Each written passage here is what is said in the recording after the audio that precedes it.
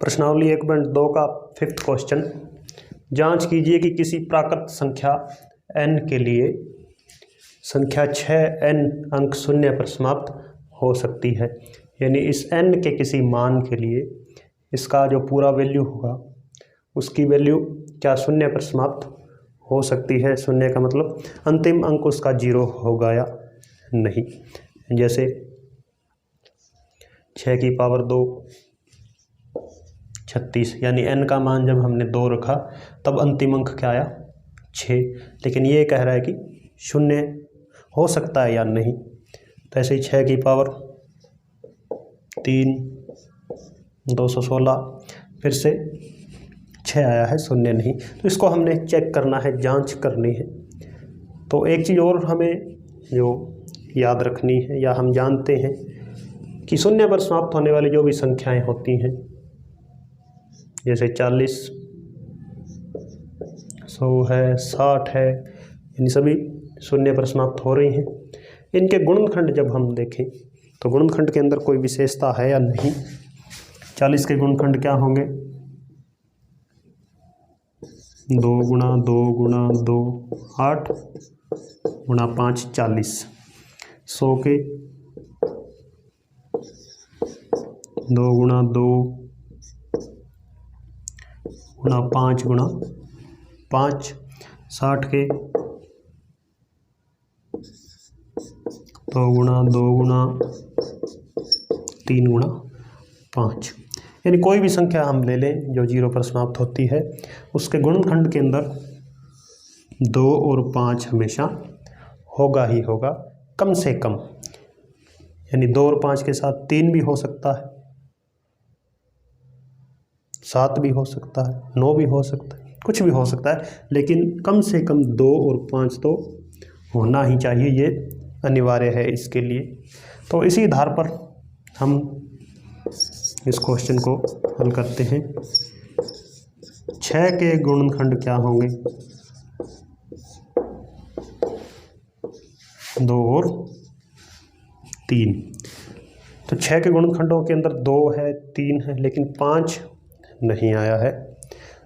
तो इस n की जगह हम कुछ भी रखते जाएं 1 2 3 XYZ जो भी, कभी भी 0 पर समाप्ति नहीं होगी क्योंकि गुणनखंड के अंदर 5 शामिल नहीं है। तो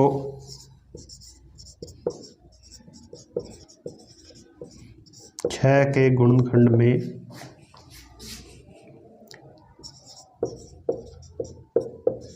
2 तथा 5 एक साथ नहीं है, इसलिए n के किसी भी मान के लिए, यानी n का कोई भी मान हम ले लें, जो संख्या है 6 की घात n शून्य अंक पर समाप्त नहीं होगी। तो ये हमने जांच कर दी है। इस तरह के MCQs क्वेश्चन भी पूछे जा सकते हैं कि आपको कोई संख्या दे देंगे कि हाँ 7 की घात n क्या ये शून्य पर समाप्त हो सकती है, 8 की पूछ लेंगे, 10 की पूछ लेंगे। तो आपने क्या करना है, उनके गुणनखंड देख लेने हैं। गुणनखंड के अंदर यदि 2 और 5 दोनों हैं तो वह संख्या शून्य पर समाप्त होगी। Next question number 6। व्याख्या कीजिए कि 7 गुणा 11 गुणा 13 प्लस 13 और 7 गुणा 6 गुणा 5 गुणा 4 गुणा 3 गुणा 2 गुणा 1 प्लस 5 भाज्य संख्याएं क्यों हैं। यानी ये दोनों संख्याएं भाज्य क्यों हैं, यानी इन सबको गुणा करने के बाद 5 जोड़ें तो ये भाज्य संख्या बनेगी, इन तीनों को गुणा करने के बाद 13 जोड़ें तो ये भाज्य संख्या बनेगी। लेकिन क्यों बनेगी, तो पहले हम पार्ट ए ले लेते हैं, यानी ये वाला चेक करते हैं। 7 गुणा 11 गुणा 13 प्लस 13, पूरी गुणा करने की आवश्यकता नहीं है क्योंकि हमें व्याख्या ही करनी है। तो 13 दोनों के अंदर है, यानी 13 इसके अंदर भी है और 13 इधर भी है। 13 हमने कॉमन ले लिया बाहर, यहाँ क्या बचेगा 7 गुणा 11, क्योंकि 13 तो बाहर आ गया, प्लस ये 13 पूरा ही बाहर आ गया, लेकिन गुणा में 1 सभी संख्याओं के होता ही है, तो यहाँ पर क्या बचेगा 1। तो ये हो गई हमारी संख्या 13 गुणा 11 7 77 और 1 78। अब इन दोनों की गुणा कोई संख्या होगी, यानी गुणा करेंगे तब कोई संख्या आएगी, तो उस संख्या के लिए ये उसके क्या हैं, दो फैक्टर हो गए, 2 गुणनखंड हो गए। तो जब 2 गुणनखंड होते हैं तब वो संख्या क्या है, भाज्य होती है। यानी अगर अभाज्य होती तो एक ही गुणनखंड होता 13, और गुणा में कोई संख्या नहीं होती। जैसे हम कोई अभाज्य संख्या देखते हैं, 17 है, तो 17 क्या है, अभाज्य है। क्यों है, क्योंकि केवल इसके गुणनखंड क्या हैं, 17 और 1, 2 ही गुणनखंड हैं। लेकिन यहाँ 3 हो गए, 13 78, 1 भी है गुणा में। तो 7 गुणा 11 गुणा 13 प्लस 13 संख्या भाज्य है,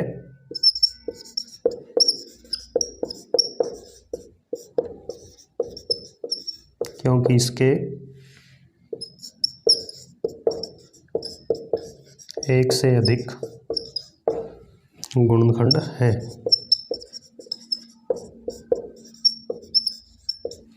यानी 1 से अधिक है, 2 है, 2 से कितने अधिक हो सकते हैं, सभी भाज्य ही होगी। इसी तरह दूसरा पार्ट, 7 गुणा 6 गुणा 5 गुणा 4 गुणा 3 गुणा 2 गुणा 1 प्लस 5 यहाँ भी है, यहाँ भी है, तो 5 हमने बाहर लिख लिया। तो 7 गुणा 6 गुणा 4 गुणा 3 गुणा 2 गुणा 1, तो अंदर बच गया, और यहाँ क्या बचेगा 1। तो फिर से देख रहे हैं, एक तो गुणनखंड ये हो गया, एक ये गुणनखंड है जो कि 1 नहीं है, यानी इसका मान क्या है, 1 से अधिक है। तो इसलिए यह भी भाज्य संख्या होगी, क्योंकि इसके 1 को छोड़कर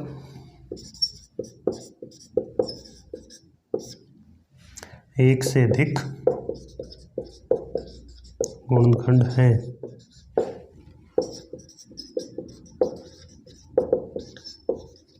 यानी एक तो सभी के साथ गुणा में होता ही है, उस एक को छोड़ दें, फिर भी 1 से अधिक गुणनखंड हो रहे हैं, 2 गुणनखंड हो रहे हैं, इसलिए ये भाज्य संख्या है।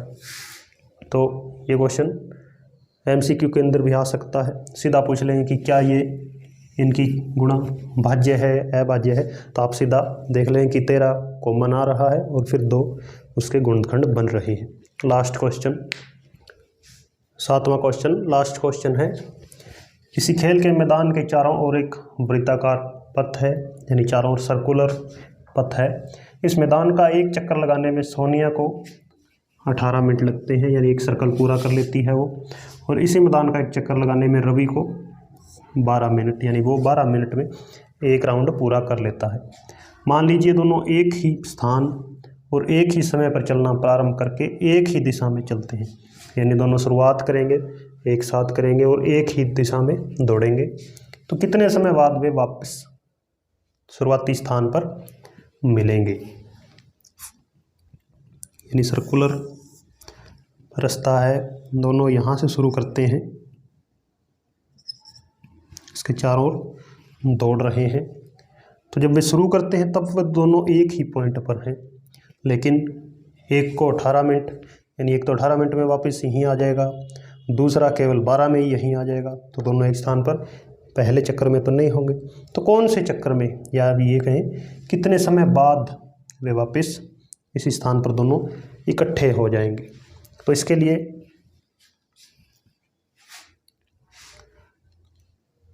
तो हम लिखेंगे कि सोनिया को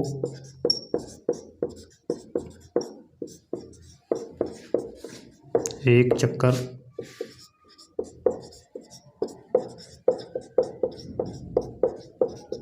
लगाने में समय लगता है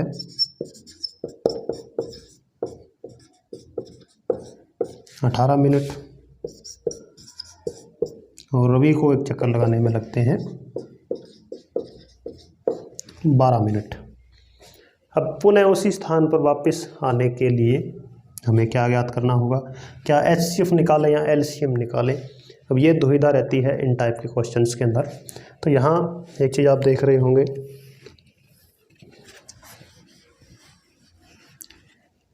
कि मान लेते हैं यहाँ से रवि ने चलना शुरू किया है और यहाँ से सोनिया ने। तो जब रवि चलेगा तो एक चक्कर उसका इसी स्थान पर आया है, वो तो आ गया 12 मिनट में, लेकिन सोनिया को लगे हैं यहाँ पर आने में 18 मिनट।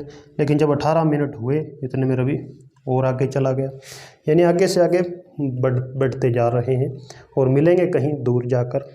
तो जब हमारा उत्तर बड़ा होता है, यानी 18 और 12 से ज़्यादा आएगा उत्तर, तो ज़्यादा आता है तब हम LCM ज्ञात करते हैं, वहीं छोटा आता है तब हम HCF ज्ञात करते हैं। ये हमने पीछे भी सीखा है।